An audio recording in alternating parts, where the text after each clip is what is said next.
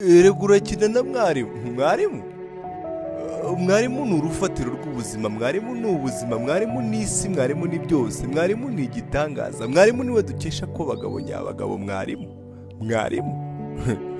Mwarimu ufata umwana umwe wo mu kiburamwaka akamwigisha kwimwira icyaha n'amakosa akimira.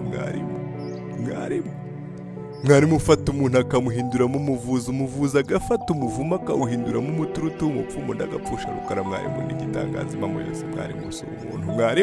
Mwarimu ufata umuburabwenge akamuhereza ubwo bugengeje agahinduka umunyabwenge akayobora uwo murenge akamenya guhasha ibyigenge. Mwarimu dore n'umukuru w'abakuru nyir'inkoni ushumbye u Rwanda nawe azi mwarimu, cyane ko yamunyuraga imbere akamukubita akanyafu ariko abarimo muranahangara.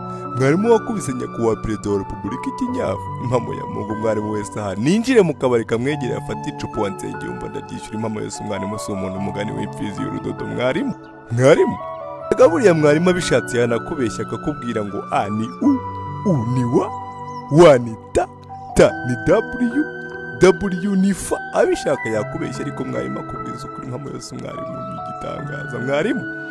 Ngaho muri hose ndagira ngo muhuze ibiganza dukomere amashyi mwarimu. Mwarimu ni igitangaza, mwarimu ni byose, abuze mu gihugu cyahinduka umuyonga. Mwari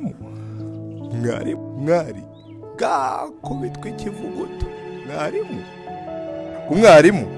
Umwarimu umuntu urera ibihangaje akarera n'ibibungenge, ntihagire ugira impungenge ko yaza abakorera nk'iby'ibivenge. Umwarimu amurera neza. Umwarimu umuntu ugutoza akagutonesha, watana akagucyaha mu gihe abandi bagukenyura mu nyito yo kugukebura, ariko mwarimu akagukebura neza. Ni ukuri umwarimu ni iremabwenge si burabwenge.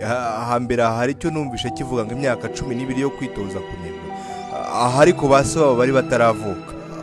Umwarimu ahari hose jye muheteye ibiganza byombi yubaho cyane. Umubyeyi uguha ubumenyi nta kiguzi, wabanyura mu maboko ari batatu ubwuka budasanzwe. No kuba umuntu ukomeye cyangwa se ukaba perezida rugeretse, ntagire ishyari ngo yumve yahindura umurimo yirengagije uwo muruho, agakomeza kwigisha bene Imana. Umwarimu ntakomeye mwabantu mwe. Nyamara umwarimu arakomeye cyane, ni urutare. Nakungiye mbona ari na bombe cyane ko abazikora ari nawe wabigishije. Ubundi suretse ubuturi no kwirengagiza aho twaturutse, uyu mwarimu twakamurengeje amaso.